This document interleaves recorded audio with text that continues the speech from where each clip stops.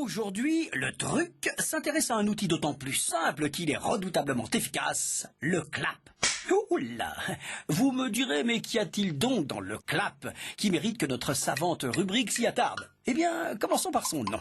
Clap vient de l'anglais to clap, qui dans notre langue signifie claquer. Ou applaudir. Merci. Non, merci. Merci.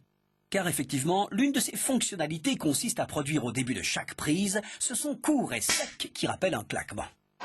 Alors pourquoi ce claquement? Il s'agit en fait d'un signal de synchronisation qui sera très utile par la suite au montage. En effet, l'image et le son d'une prise sont souvent captés par des machines différentes et le monteur ou la monteuse, avant même de commencer à monter, utilise le clap pour synchroniser les différentes sources audiovisuelles. Lorsqu'il est correctement manipulé, le clap combine rapidité de mouvement et brièveté du son afin que les monteurs ou monteuses puissent très rapidement associer l'image et le son du claquement. Alors certains vous diront oui bon tout ça c'est de l'histoire ancienne puisque les caméras d'aujourd'hui sont synchronisées électroniquement entre elles et avec les magnétophones. Ben voyons. Mais puisqu'il faut être complet, sachez donc qu'effectivement les machines audiovisuelles modernes peuvent enregistrer un code temporel qu'on appelle aussi timecode. Ce code est enregistré par toutes les machines à la fois, ce qui permet par la suite de synchroniser facilement les différents enregistrements. Et voilà à quoi ça ressemble. Vous en conviendrez, c'est nettement moins spectaculaire qu'un clap. D'ailleurs, amis technophiles, sachez que le code temporel n'a absolument pas éradiqué le clap. Certes, les injections de timecode rendent son claquement superflu, mais son autre fonctionnalité reste indispensable, et nous allons vous la dévoiler maintenant. Sachez qu'avant le tournage d'un film, son scénario est structuré en un certain nombre de séquences, qui elles-mêmes se subdivisent en plans. Lorsqu'une séquence est composée d'un seul plan, on parle d'un plan, d'un plan séquence évidemment. Voilà.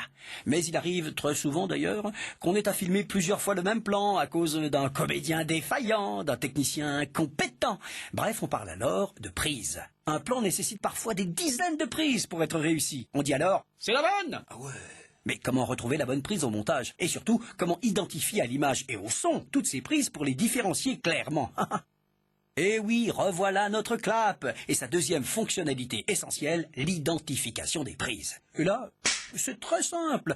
On écrit sur le clap, en général à la craie, le nom du film, le nom du réalisateur, etc., etc., mais surtout le numéro de la séquence, le numéro du plan et le numéro de la prise. Le clapman, ou claqueur, annonce alors la troisième prise du cinquième plan de la séquence 7, ainsi « 7 sur 5, troisième !» Et le claquement solennel retentit. La prise est identifiée au son et à l'image. Soyons honnêtes, il arrive parfois qu'on ne puisse pas claquer le clap au début d'un plan, pour respecter la concentration des comédiens, ou toute autre raison souvent très discutable d'ailleurs. Qu'à cela ne tienne, le clap de fin peut alors entrer en action. Il est présenté à la fin du plan et il est à l'envers pour bien le différencier des autres claps. Aucune prise ne doit échapper au clap, aucune. On récapitule. Le clap est un outil claqueur inscriptible, indispensable à la synchronisation son-image et à l'identification des prises des plans des séquences d'un film. À bientôt pour un nouveau truc.